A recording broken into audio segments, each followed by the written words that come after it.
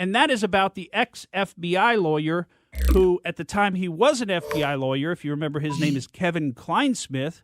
He forged a document that was submitted to the FISA court that was the entire basis of the FISA court issuing a warrant against Carter Page. And remember, with the two-hop rule, because Carter Page worked for President Trump, they could get all of President Trump's communications, pretty much all the communications of anybody associated with his administration.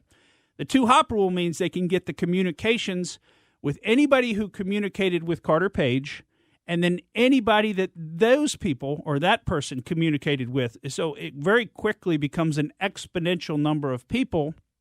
When you think about, let's say Carter Page communicated with 100 people, and each of those 100 people communicated with 100 people, you'd be at 10,000 people right there. So you could see how quickly that grows to the exponentially to the number of communications that they could vacuum up.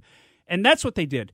And what did he forge? He forged an email. This is so amazing. I mean, he ought to be disbarred. This guy should not be a lawyer. He took an email that's from the CIA to the FBI saying, yes, Carter Page is a CIA asset. He's a source. He's an agent. He works with the CIA. It doesn't mean he's like employed by the CIA. Okay, it means he's worked with the CIA as an asset for decades. And they say, yes, he's worked with he's an asset of the agency. And, of course, Kevin Kleinsmith changes that to he's not an asset of the agency. That's a pretty big deal. You can't make that. Oh, I'm sorry, I misworded that. No, you changed yes to no on a document that was then submitted to the FISA court, Foreign Intelligence Services Act, which is all about, supposed to be about spying on foreign operatives. And he changed that email, submitted it to the court to get a warrant. If he'd submitted the correct document saying, hey, this guy's actually a CIA asset, he works for our government, he's not a foreign agent, they wouldn't probably have issued the warrant.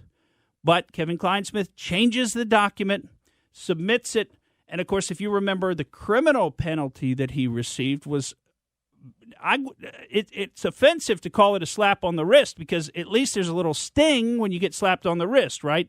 This was like nothing. A year of probation? Oh, a $200 fine. Don't forget that. Going to fine him. Now, imagine if this was somebody working for President Trump, right? Imagine the penalties that would have been foisted upon them. Well, what's happened just recently is the Washington, D.C. Bar Association has finally decided what it's going to do.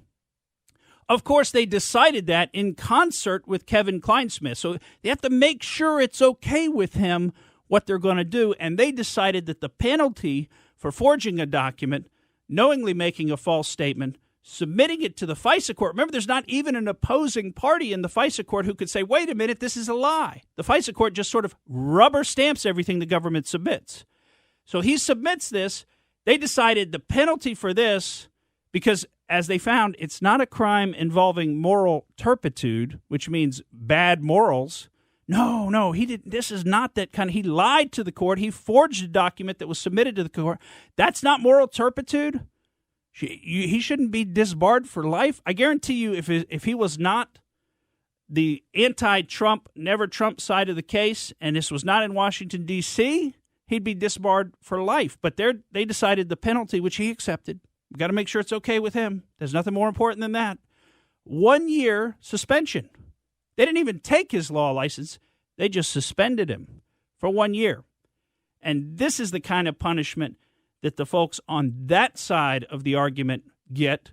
Meanwhile, Rudy Giuliani, they've taken his law license in D.C. and New York both for freedom of speech, for saying what he thinks is the truth.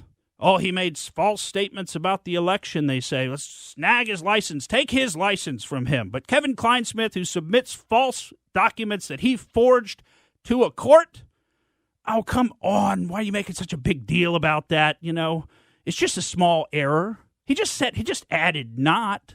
I mean, it's not a big deal. Why are you guys getting so upset about that? You know, he's a good man. He's suffered enough, hasn't he?